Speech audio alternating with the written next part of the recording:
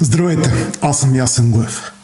Вчера покрай посещението на президента на Украйна Володимир Зеленски се роди една сериозна икономическа новина на тема енергетика, която беше както с участието на украинската делегация, българското правителство, парламента, така и с коментар от Европейската комисия. Беше на тема възможността да продадем ядреното си оборудване за АЕЦ Белене на Украйна, като от Европейската комисия в рамките на редовния брифинг коментираха, че това може да стане и с парите, които се отпускат на Украйна, ако тя реши да плати с тях това оборудване. Това е един изключително добър знак и сега ще ви дам представа за прехода, който трябва да премине България, за да мине към чиста енергия и какво означава тази новина в контекста и на други две големи инвестиции, които трябва да се направят, а именно подготовката за изграждане на американски Westinghouse блок в Козлодуй, 7 блок с 1000 мегавата и ремонта на ПАВЕЦ Чаир. В началото обаче искам да ви покажа няколко графики, които са с източника енергийния системен оператор от един негов доклад в миналата година, за да си представите колко производствени мощности имаме и колко потребяваме. Ето ги и тях. Започвам с първата, която е инсталираната мощност. Виждате, че основно имаме 2000 мегавата в атомната ни централа.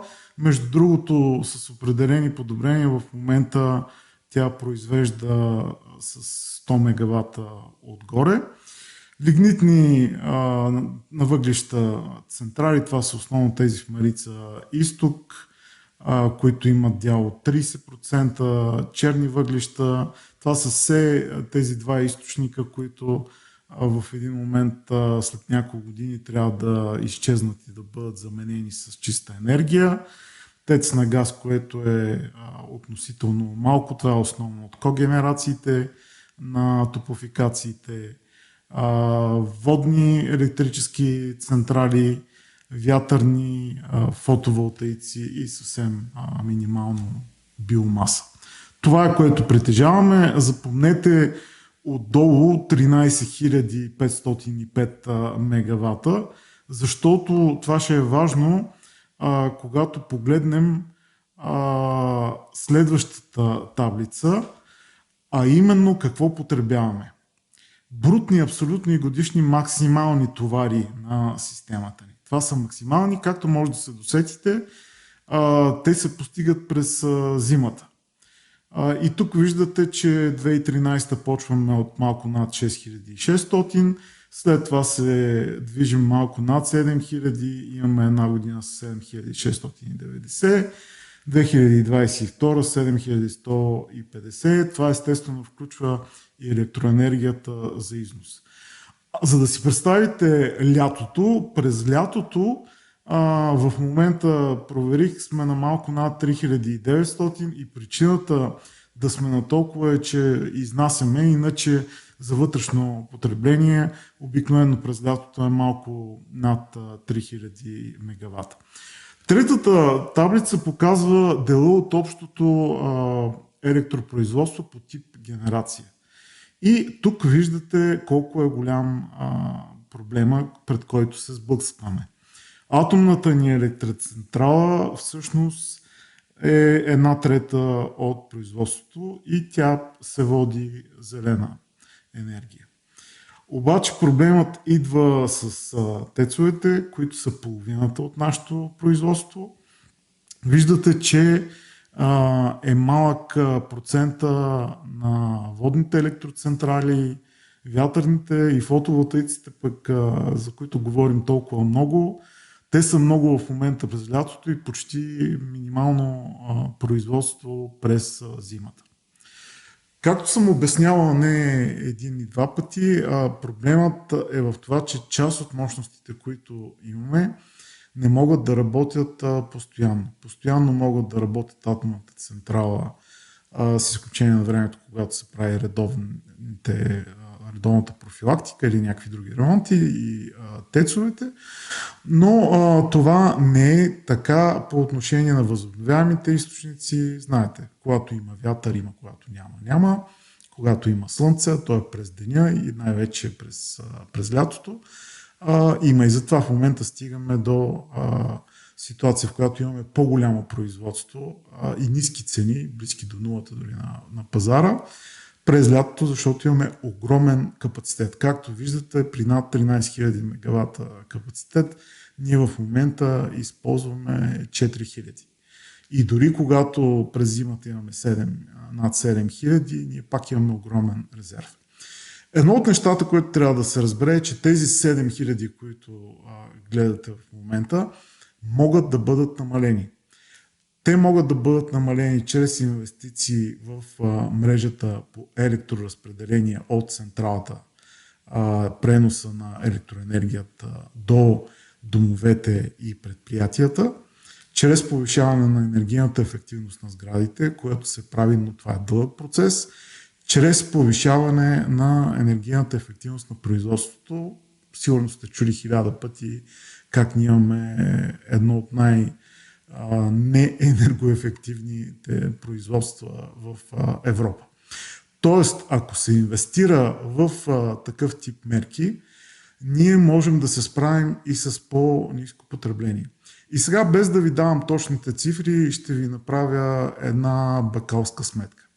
При положение, че имаме 2100 мегавата в централата в Козлодуй и тръгваме да правим нов блок, вероятно след това и следващ, но за сега говорим за един, т.е. ще вдигнем само възможността от АЕЦ на малко над 3000 мегавата. Едно от големите постижения на нашата енергийна система е ПАВЕЦ Чаира. Това е естествена батерия, когато има излишък в енергийната система. Тази водна електроцентрала може да използва излишния ток, за да дигне водата в най-горния язовир и след това по каскадата да слезе надолу и да произвежда ток, когато това е необходимо. Не знам дали си спомняте, но имаше проект на времето, за който много се говори по времето и на правителството на Иван Костов и на Симеон Сакскобургготски за Горна Арда, за втори такъв тип проект, който няма да влизам в детайли, но той в момента по екологични причини е несъществуващ. Така че ако имаме достатъчно вятърни електроцентрали, ако имаме други възможности за производство на електроенергия и възможност да ги съхраняваме дали в ПАВЕЦ Чаира, дали чрез инвестиции в батерии, което е доста спорно, не защото няма батерия, защото те са изключително скъпи, а и цената има значение, то ние можем да стигнем едни мощности, които са достатъчни, така че да могат да покриват необходимостта на цялата страна. Според мен, независимо от рисковете, които съществуват, една от възможностите е да се атакува сегашната негативно отношение на Европа по отношение на газа и да се построи газова мощност, която ще работи рядко. Така, между другото, ще се случи в момента и с тецовете на въглища. Това, което ще стане, е, че ще останат големите мощности, чисто новата на АЕС в ТЕЦ Марица Изток, рехабилитираната Марица Изток 3, която е в момента на Контур Глобал. И това само по себе си дава един капацитет още над 1500 мегавата, които могат да работят през зимата, когато е необходимо. Защото, както виждате, проблемът на нашата енергийна система не е през лятото. През лятото, през топлите месеци, ние нямаме нужда от нищо. Друга възможност за намаляване на необходимостта от електроенергия е нещо, което аз поне не съм чул никой друг да твърди, но според мен, това си е лично мое мнение, трябва да се инвестира много сериозно в разрастване на дела на топлофикациите в големите градове. Който и каквото да иска да ви говори, от гледна точка на цена, това е най-ниската цена по отношение на отопление. По-скъпо е с ток и ще става все по-скъпо заради необходимостта от всички тези инвестиции да се мине на зелени източници. А ако хората вместо да се топлят с ток, се топлят голяма част от тях големите градове, използвайки топлофикацията, то тогава ефектът ще бъде много добър. Това ще включва естествено и топлата вода и ще намали необходимостта от използване на електричество.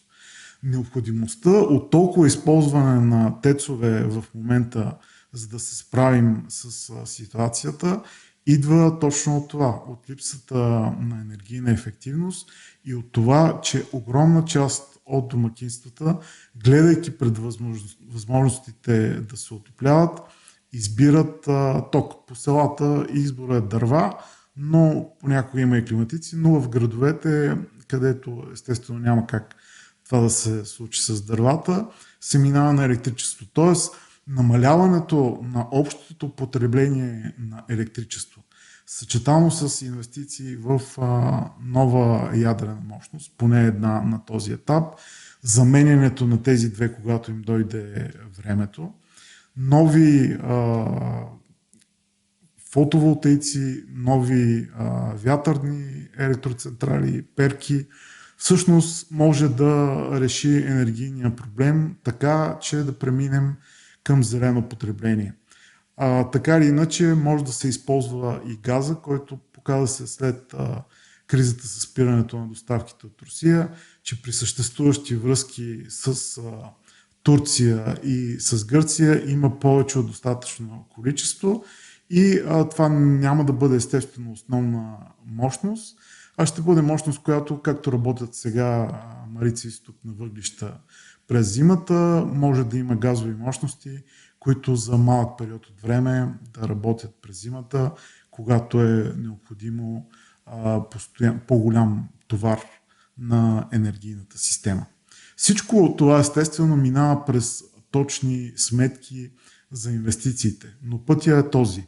Тръгва се от ефективността зеленото производство, ефективността на преноса, ефективността на потреблението в нашите домове и в предприятията.